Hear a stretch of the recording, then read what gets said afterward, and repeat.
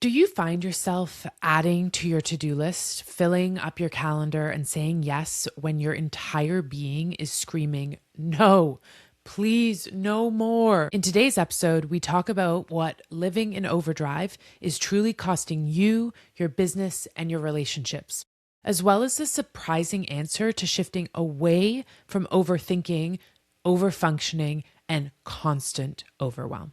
Welcome to Too Much, Not Enough, the podcast helping 6- and 7-figure female leaders understand how chasing success is causing low self-worth and anxiety, and how awakening your divine feminine energy will reignite flow, abundance, and ease, making you feel excited about life again. I'm your host, Hannah O'Donovan, channel and activator of the untamed divine feminine. Let's get into it. In this episode, you'll discover the hidden ways overdrive shows up in your day even when you think you're managing it well, why overthinking and overfunctioning are actually dysregulation responses, not personality traits, and the divine feminine energy shift that helps you stop micromanaging your life and finally feel supported, steady, and free. So first, I want to talk about how overdrive doesn't always look like chaos, and it doesn't even always feel immediately like nervous system dysregulation. It often looks like being high functioning, productive, organized, and on top of everything. It looks like you are a capable, organized human being who can take care of a lot of things. Someone who is highly detail-oriented, who can thrive under pressure. Any of these ringing a bell from job descriptions that you've read? But these traits that are often praised because they lead to you giving and giving and giving of yourself can be signs that you're stuck in a loop of overdrive, overfunctioning, and overgiving. So signs of this include adding things to your to-do list just to feel accomplished, like constantly adding things more and more and more and more just so that you can check them off and feel good about how much you're getting done. It can look like taking your phone everywhere with you, like brushing your teeth while looking at your phone, unbuttoning your pants before you go to the bathroom, looking at your phone. It can look like saying yes to things that you don't want to do, or feeling guilty when resting, or avoiding rest at all costs, even when your body is deeply, deeply craving it. It can look like waking up at 3 a.m. with your mind running, unable to get back to sleep. It can look like constantly giving of yourself to others and having little to no energy left to fulfill your basic needs of sleeping, eating, moving your body, just feeling so drained that there's nothing left in the tank for you. Like you feel like you can't fill your own cup up fast enough to pour into those around you. And many women don't realize that they're in overdrive because it's praised and rewarded. You're seen as dependable and efficient, as a powerhouse, as this like badass who can get shit done. But beneath the surface, I would hazard a guess that there is exhaustion, resentment, numbness, and that sinking feeling of, is this really it? Is this how I have to live the rest of my life? Just constantly moving forward at a pace that I don't even know that I can keep up with, but I'm getting praised for it. And people are saying, I am really got it all together and look at how much she can do. So I'm just going to keep doing it, even though it feels really, really awful.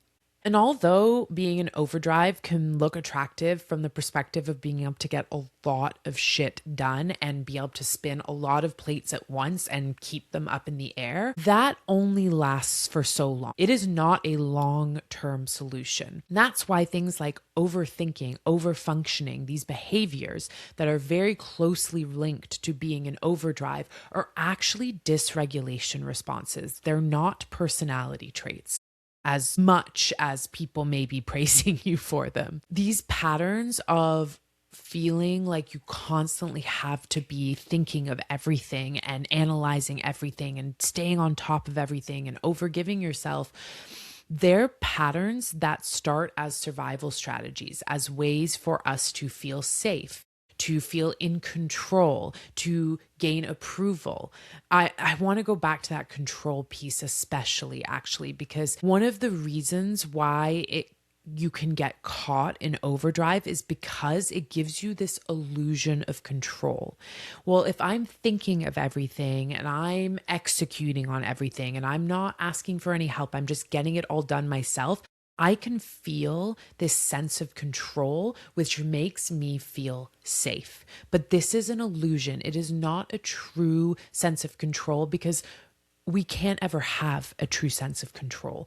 We are doing ourselves a disservice by trying to control everything. When we are able to actually surrender and let go and realize that, like, we are not the only person who can get shit done and get it done properly, there is a deep peace that comes with that. And with that sense of control, overthinking keeps you in your head to avoid feeling. Overfunctioning keeps you doing and producing so that you don't have to be still with what's underneath. So again, these are protection mechanisms to help us avoid what's under the surface that is probably screaming for your attention, quite frankly. But it feels safe to avoid those feelings, to avoid being still and noticing the truth of what's there. Instead, if I just keep doing and I keep organizing and I keep being the person who's on top of it all, then I don't actually have to stop and take stock of what I'm actually feeling in life. And even though sometimes these behaviors get praised as personality traits, it isn't who you are. It's how your nervous system learned to stay safe in environments that didn't honor rest, emotional truth, softness, or your own personal rhythms and cycles, which, quite frankly, is pretty much most of the outside world. We often, just in our day-to-day life, getting up, going to work, taking care of kids, socializing, are in a state that goes against our natural rhythm. And therefore, even though it actually doesn't serve us at a deeper level, it feels familiar to our nervous system, which then therefore interprets it as safety to continue these behaviors, these protection mechanisms in our various environments. So shifting out of overdrive and retreating from behaviors of overthinking and overfunctioning and feeling overwhelmed all the time is not about more willpower or discipline. It's about healing the nervous system and building inner safety so that you no longer need those patterns to survive. You no longer need those patterns to feel worthy as a partner, a mother, a daughter, a friend, so that you don't need to keep carrying the personality traits that got you this far, but mean that you are like slowly wilting away inside under the pressure of having to keep up, keep going. And this is where divine feminine energy comes in and helps you to stop micromanaging your life to within an inch of its survival so that you can continue to feel safe and avoid actually feeling what's truly there. Because the thing is, the feminine doesn't work through force, control, or optimization.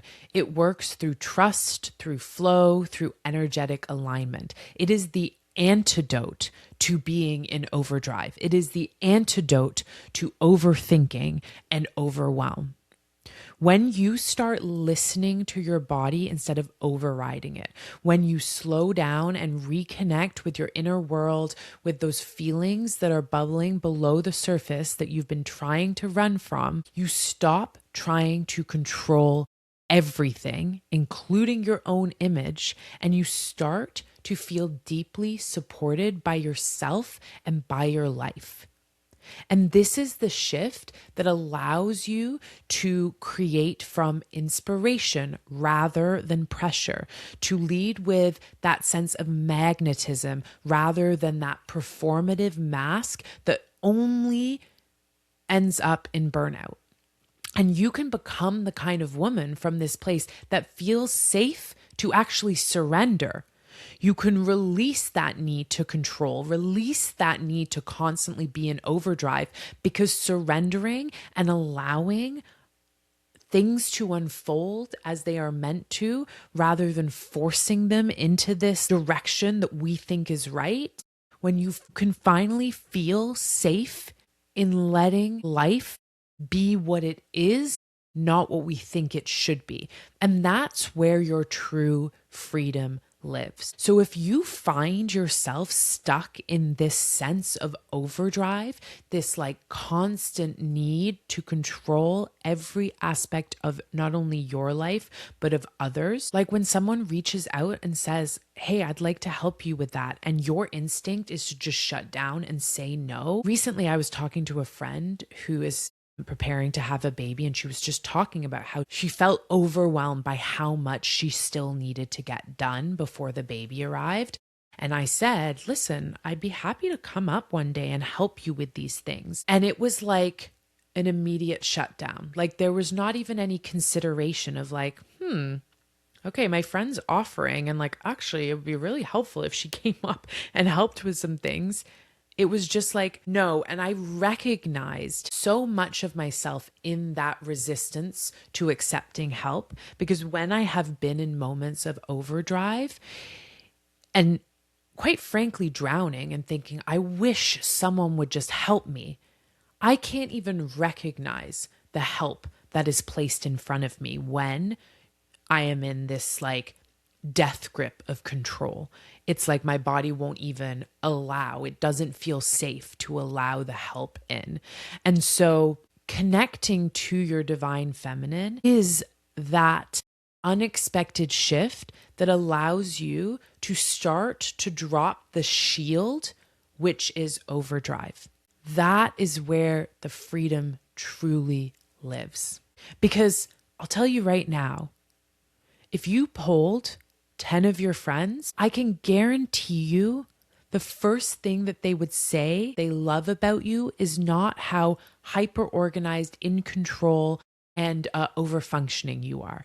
They are not going to list off how much you do, how much you get done in a day, how long your to-do list is, and how much you can accomplish. I promise you that. And it may feel like that is what you contribute, your ability to keep all of the plates spinning at once. But we do much better as women when we can flow and allow others to come in and support our life experience. Allow our partners, for example, to plan things, to plan dates. Sometimes the gut reaction can be, oh, no, I'll just do that because they're going to get it wrong. That's not the point. Maybe they get it wrong by your standards, but it's not actually wrong. In fact, it's really beautiful to accept and receive the help and support of others.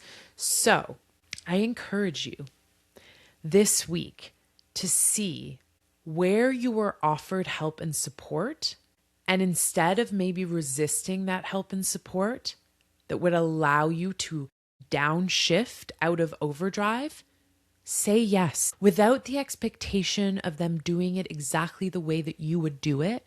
And instead, really sink into the feeling of just receiving help, whatever that help looks like. Because there is a cost to living in overdrive all the time. You may be handling it all now, but down the road, something is going to break. Just like a car can't be running full speed, full gear. Can you tell I don't know much about cars? All the time. You are not a machine. you are a human, you are going to need to downshift at some point. So why not do that before you get to your breaking point? So thinking about the hidden ways that overdrive shows up in your day-to-day when you think you've got it all handled. Because remember, overdrive doesn't always look like chaos or a burnout. It often looks like being high functioning, productive, organized, and on top of everything, and praised for that. Many women don't realize that they're in overdrive because they're getting rewarded for it. And mostly that reward comes in the form of feeling safe and in control. But we don't realize that overthinking and overfunctioning are actually dysregulation responses. They're not personality traits. They help us stay in our head and avoid feeling what our body is desperately asking us to feel. And it's connection to the divine feminine that can shift you out of micromanaging your life to finally feeling supported, steady, and free. Thank you so much for joining me today, for listening, and for committing to your evolution as a human. New episodes of Too Much, Not Enough come out every Wednesday at 8 a.m. Eastern. I look forward to meeting you in the next one. Are you still stuck in the cycle of overdrive and feeling anxious even after trying things like meditating, journaling, maybe even resting? These tools only work at the level of the mind and can't create the safety your body is craving when your nervous system is dysregulated. That's where the somatic return journey comes in. A free 5-day audio experience designed to help high-achieving women like you finally regulate your nervous system, awaken your divine feminine energy, and reconnect with the part of you that leads with flow and not force, no matter what's happening around you. In less than 15 minutes a day, you'll feel more grounded, empowered, and emotionally agile by this time next week. Head to the link in the show notes to get started.